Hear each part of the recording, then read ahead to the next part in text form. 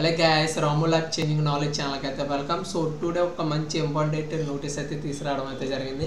So ఎవరైనా ఆర్మీలో జాబ్లో జాయిన్ అవుదాం అని ఎవరైనా ఉంటే ఒకవేళ నాకు ఏజ్ లిమిట్ అయిపోయింది సార్, నేను ఆర్మీ జాబ్ సాధించాలి, లేదంటే నేను చదువుకున్న టైంలో నా గురించి ఆర్మీ గురించి అసలు ఏం తెలీదు, పోనీ నేను ఆర్మీకి వెళ్దాం అనుకున్నా కానీ నా 8 సరిపోలేదు సార్ అనుకునే వాళ్ళు ఎవరైనా ఉంటే, ఇప్పుడు 8 ఉండి ప్లస్ అన్నీ కూడా ఉండుంటే ఇప్పుడు కూడా మనకు ఒక అయితే అవకాశం ఉంది. దాన్నే టెర్మినల్ ఆర్మీ అని చెప్పేసి అంటారు.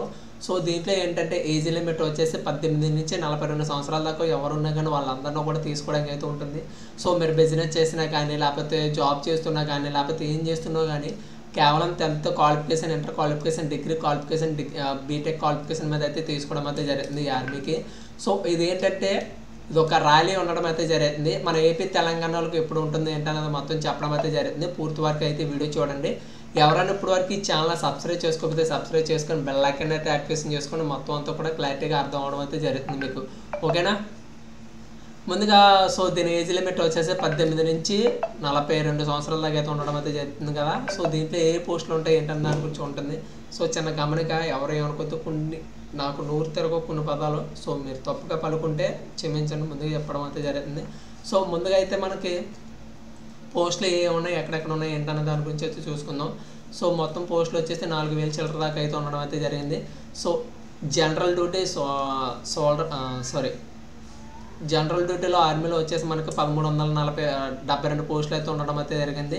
అండ్ క్లర్క్ వచ్చేసి 7 పోస్టులు, అండ్ చీఫ్ కమ్యూనికేటివ్ వచ్చేసి 19, అండ్ మాస్ క్లర్క్ కుక్ వచ్చేసి 2 పోస్టులు, అండ్ మొత్తం దేనికి దానికి ప్రతిదీ కూడా సెపరేట్గా మొత్తం అన్నింటిలో కూడా అయితే ఉండడం అయితే జరిగింది పోస్టులు. సో ఎక్కువగా అయితే జనరల్ డ్యూటీ 1372 పోస్టులు అయితే ఉండడం అయితే జరిగింది. సో ఎక్కువగా అయితే జనరల్ డ్యూటీయే చేద్దామని చెప్పేసి ప్రిఫరెన్స్ చేస్తారు అందరూ కూడా. సో ఇదైతే ఇది. సో ఫస్ట్ మహారాష్ట్రలో అయితే ఉండడం అయితే జరిగింది. ఇది డేట్ అయితే ఇవ్వడం అయితే జరిగింది నవంబర్ 15వ తారీఖు అని. సో ఎవరైనా ఏపీ వాళ్ళకి తెలంగాణలో కూడా అక్కడికి వెళ్ళి మనం అయితే ఎగ్జామ్స్ రాయొచ్చు. సో ఏపీ వాళ్ళకి తెలంగాణ వాళ్ళకి ఎప్పుడంటే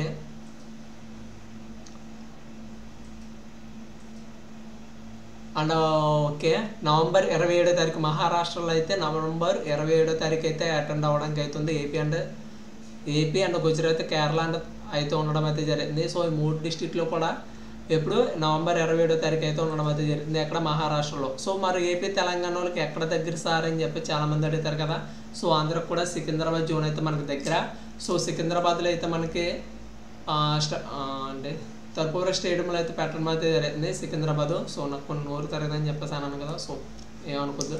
సో ఇదైతే ఉండడం అయితే జరిగింది. సో ఏపీ తెలంగాణ వాళ్ళకి చెప్పడం అయితే జరిగింది కదా, సికింద్రాబాద్లో అయితే మనకైతే ఉండడం అయితే జరిగింది స్టేడియంలో. సో ఎప్పుడు సార్ ఏంటి సార్ అని చెప్పేసి అంటారు కదా.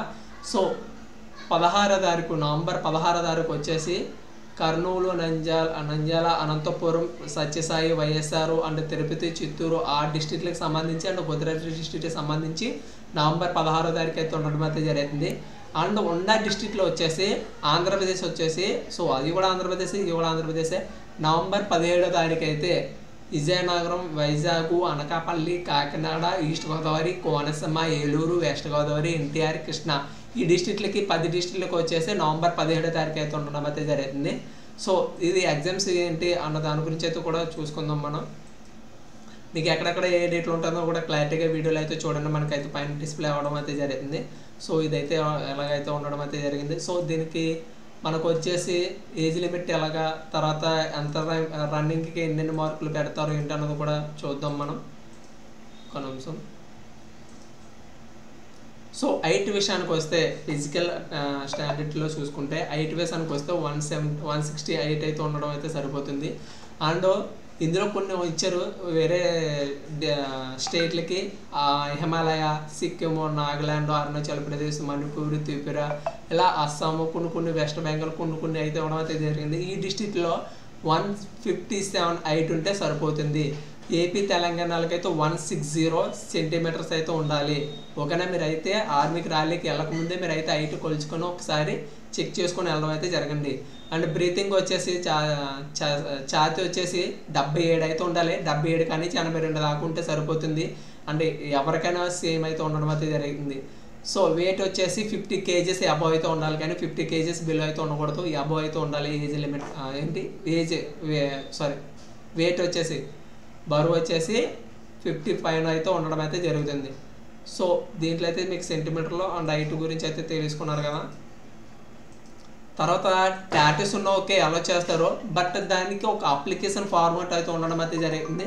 అది లాస్ట్ దాంట్లో ఉండడం అయితే జరిగింది. ఆ ఫార్మాట్ కూడా మీకు అయితే లాస్ట్లో అయితే పెట్టడం అయితే జరిగింది. ఒకసారి చూడండి. ఆ ట్యాబ్ మీరు ఎప్పుడైనా ఒకవేళ వెళ్ళే ముందు ఆ ఫార్మాట్లో తీసుకొని మీరైతే మీ ఫాదర్ నేమ్, మీ నేమ్ అండ్ కొన్ని సర్టిఫికెట్లు ఉంటాయి అవన్నీ కూడా తీసుకెళ్తేనే అలా చేస్తారు. ఇందులో రన్నింగ్ వచ్చేసి ఫిజికల్ ఫిట్నెస్ టెస్ట్లో వచ్చేసి 100 మార్క్స్కి అయితే ఉండడం అయితే జరుగుతుందంట. సో ఏజ్ లిమిట్ 18 నుంచి 30 సంవత్సరాల దాకా ఉన్న వాళ్ళు 5 నిమిషాల 30 సెకండ్లకి 60 మార్కులు అయితే ఉండడం అయితే జరుగుతుంది. 5 నిమిషాల 31 సెకండ్లకి 31 సెకండ్ కానించి 5 నిమిషాల 45 సెకండ్ల దాకా అయితే 40 మార్క్స్ అయితే ఉండడం అయితే జరుగుతుంది. 5 నిమిషాలు 46 సెకండ్లు అబోవ్ అయితే వాళ్ళు ఫెయిల్ అంట, గుర్తుపెట్టుకోండి. ఏజ్ 18 నుంచి 30 సంవత్సరాల దాకా ఉన్న వాళ్ళకి అయితే 5 నిమిషాలు 45 మినిట్స్ అయితే లాస్ట్. ఇది మాత్రం మీరు రన్నింగ్ ప్రాక్టీస్ అయ్యేటప్పుడు మీరు అయితే 1-2 సార్లు టైం చెక్ చేసుకుంటూ మీరు అయితే చూడండి. దానివల్ల మీకు ఏంటంటే రన్నింగ్ వేయడానికి పడుతుంది ఏంటన్నది మీకు క్లారిటీ రావడం అయితే జరుగుతుంది. అండ్ ఏజ్ లిమిట్ వచ్చేసి 31 నుంచి 42 సంవత్సరాలు ఉన్న వాళ్ళకి 6 నిమిషాల 15 సెకండ్లకి అయితే 60 మార్కులు అయితే ఉండడం అయితే జరిగింది. 6 నిమిషాల 16 సెకండ్ల నుంచి 30 సెకండ్ల లాగా అయితే 40 మార్క్స్ అయితే కౌంట్ చేయడం అయితే జరిగింది. 6 నిమిషాలు 31 నిమిషం తర్వాత అనుకో ఫెయిల్ అంటే వాళ్ళు ఫెయిల్ అవడం అయితే జరుగుతుంది. మీరు అయితే 1-2 సార్లు గుర్తు పెట్టుకొని రన్నింగ్ చేసేటప్పుడు మీరు టైం ప్రిపరేషన్ పెట్టుకొని మీరు అయితే రన్నింగ్ చేయండి. రన్నింగ్ ఓకేనా. ఇదైతే రన్నింగ్ విషయానికి వస్తే తర్వాత ఏ సిలబస్ ఉంటుంది, ఏ మార్కులు ఉంటాయి ఏంటని కూడా ఉండడం అయితే జరిగింది. సో మనం పుషప్లు చేస్తాం కదా, అవి వచ్చేసి ఏజ్ లిమిట్ వచ్చేసి 18 నుంచి 30 సంవత్సరాల దాకా ఉన్న వాళ్ళు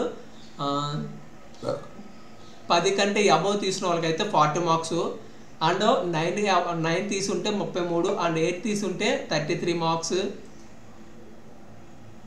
అంటే 7 తీసుంటే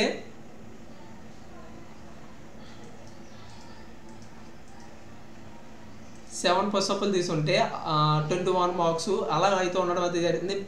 5 బిలో అయితే మనకైతే ఫెయిల్ అయితే ఉండడం అయితే జరుగుతుంది, గుర్తుపెట్టుకోండి.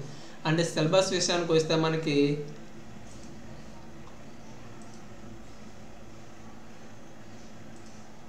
జనరల్ చెప్పాను కదా, జనరల్ డ్యూటీ అండ్ ట్రేడ్ మ్యాన్కి వచ్చి ఆర్మీ జవాన్స్కి వచ్చేసి జనరల్ నాలెడ్జ్ 20 క్వశ్చన్స్ అయితే ఉండడం అయితే జరుగుతుంది. ఒక్కొక్క క్వశ్చన్కి 2 మార్క్స్. అంటే జనరల్ సైన్స్ వచ్చేసి 15 క్వశ్చన్స్ అయితే ఉండడం అవుతుంది. ఈచ్ 1 క్వశ్చన్కి అయితే 2 marks. And elementary maths and science అయితే ఉండడం అయితే జరుగుతుంది. 15 క్వశ్చన్కి వచ్చేసి 2 మార్క్స్ అయితే ఉండడం అయితే జరుగుతుంది. అండ్ ఇందులో క్లరికల్ పోస్ట్లో కూడా సేమ్ 10 క్వశ్చన్స్ అయితే ఉండడం అవుతుంది. ఈచ్ 1 10 మార్క్స్ అయితే ఉండడం అవుతుంది. జనరల్ నాలెడ్జ్ అంటే general science, mathematics, English common 4 మామూలుగా మనం చదివే సిలబస్ ఉంటుంది కాబట్టి 10th స్టాండర్డ్ సిలబస్ అయితే ఉండడం అయితే జరిగింది. సో ఇది కట్ ఆఫ్ మినిమం జనరల్ డ్యూటీకి వెళ్ళాలంటే 32 మార్కులు తెచ్చుకోవాల్సి ఉంది. సో మీరు ఎవరైనా ఎగ్జామ్ రాసి వెళ్దాం అనుకున్న వాళ్ళు ఎవరైనా ఉంటే జనరల్ డ్యూటీకి అయితే 32 మార్క్స్ అబౌవ్ స్కోర్ చేయడానికి చూడండి. 32-40 అబౌవ్ మార్క్స్ అయితే ఇది. ఈచ్ 1 కరెక్ట్ ఆన్సర్కి అయితే 2 మార్క్స్ అయితే ఇవ్వడం అయితే జరిగింది, 2 మార్కులు. అండ్ ఈచ్ 1 ఇన్కరెక్ట్గా అయితే 0.1 మార్క్ అయితే తీసేయడం అయితే జరుగుతుంది, గుర్తుపెట్టుకోండి. అండ్ అన్అటెంప్టెడ్ అయితే 0, దానికైతే ఏ మార్క్స్ తీరు. మనం కరెక్ట్గా పెట్టిన ఒక్కొక్క క్వశ్చన్కి వచ్చేసి 2 మార్క్స్ ఇవ్వడం అయితే జరిగింది. అదే రౌండ్ పెట్టమంటే 1 మార్క్ పోవడం అయితే జరుగుతుంది, గుర్తుపెట్టుకోండి. ఇది వచ్చేసి సిలబస్కి వచ్చేసి మనకి చెప్పారు కదా మామూలుగా జనరల్ డ్యూటీ అంటే ట్రేడ్ మనకు వచ్చేసి 8th అండ్ 10th స్టాండర్డ్ అయితే ఉండడం అయితే జరిగింది. జనరల్ నాలెడ్జ్ వచ్చేసి 20 క్వశ్చన్స్ అండ్ 40 మార్క్స్ అయితే ఉండడం అవుతుంది. జనరల్ సైన్స్ వచ్చేసి 15 క్వశ్చన్స్ 30 మార్క్స్ అయితే ఉండడం అయితే జరిగింది. అండ్ మ్యాథమెటిక్స్ ఎలిమెంటరీ మ్యాథ్స్ వచ్చేసి 15 క్వశ్చన్స్ అండ్ 30 మార్క్స్ ఉండడం అవుతుంది. టోటల్గా 50 క్వశ్చన్స్ అండ్ 100 మార్క్స్ అయితే ఉండడం అయితే జరిగింది. మినిమం పాస్ మార్కులు ఎన్ని 32. అక్కడ మనకైతే ఆన్సర్ కూడా ఇవ్వడం జరిగింది. పేజ్ నెంబర్ కౌంట్ వచ్చేసి 16 నెంబర్ కౌంట్. ఒకసారి మీకు క్లారిటీగా కావాలనుకుంటే 16 నెంబర్ ఒకసారి చెక్ చేసి చూడండి, మీకైతే అర్థం అవడం అయితే జరుగుతుంది. ఓకేనా. ఇదైతే మార్క్స్ విషయానికి వస్తే ఇది సార్ ఇంగ్లీష్లో ఉంటుందా తెలుగులో ఉంటుందా అని అడుగుతారు కదా ఎగ్జామ్స్. మేబీ ఇంగ్లీష్లోనే ఉండడానికి అయితే ప్రిఫరెన్స్ ఉంటుంది 90% తెలుగు అయితే తక్కువ. సో ఇంకా వేరు పోస్టులు ఉన్నాయి కదా, దానికి సంబంధించి అయితే సిలబసెస్ కూడా అయితే ప్రతి దానికి కూడా 32 మార్క్స్ పాస్ ప్లస్ ఏంటంటే క్లర్క్ మాత్రం 40 మార్క్స్ అయితే మినిమం పాస్ అయితే ఉండడం అయితే జరుగుతుంది. సో దీని ప్రాసెస్ ఎలా ఏంటన్న దాని గురించి అయితే చూసుకుందాం. మనం వెళ్ళేటప్పుడు ఏ డాక్యుమెంట్స్ తీసుకోవాలి ఏంటన్న దాని గురించి కూడా ఒకసారి చెక్ చేద్దాం. 10th సర్టిఫికేట్ అంటే 10th, inter and degree and domicile certificate and caste certificate and regional caste certificate సరిపోతుంది. అండ్ తర్వాత వచ్చేసి చాప్టర్ సర్టిఫికెట్ అయితే ఉండడం అయితే జరుగుతుంది. అది మన పంచాయతీలో ఉండడం అయితే జరుగుతుంది. అంటే మ్యారీడ్ అన్మ్యారీడ్ అని కూడా ఉండడం అయితే జరుగుతుంది. అండ్ ఫార్మేట్ నోటరీ ఫార్మేట్ కూడా ఉండడం అయితే జరుగుతుంది. ఎన్ఎల్ఎక్స్ ఈ అని చెప్పేసి ఉండడం అయితే జరుగుతుంది. అది కూడా చూడండి. మనకి ఏమైనా ఫోర్స్ సర్టిఫికెట్లు ఉంటాయో కూడా తీసుకెళ్ళవచ్చు, ఇంకా బెనిఫిట్ ఉంటుంది. తర్వాత ఎన్సీసీ ఎవరు ఉన్నారో వాళ్ళకు కూడా ఏంటంటే 2 మార్క్స్ కానీ 3 మార్క్స్ కానీ వెళ్ళడం అయితే జరుగుతుంది. ప్లస్ ఇంకోటి ఏంటంటే ఆధార్ కార్డు పాన్ కార్డు కూడా కంపల్సరీగా తీసుకెళ్ళాల్సి వస్తుంది. సో మీకైతే షార్ట్ వీడియోలు అయితే చిన్నగా పెట్టడం అయితే జరిగింది, ఏ సర్టిఫికెట్లు కావాలి ఏంటన్నది. సో ఇందులో జోన్ వేజెస్కో కూడా అయితే ఉండడం అయితే జరిగింది, ఏ జోన్ ఎక్కడెక్కడ వస్తుంది ఏంటన్నది. సో మన ఏపీ తెలంగాణకు వచ్చేసి అయితే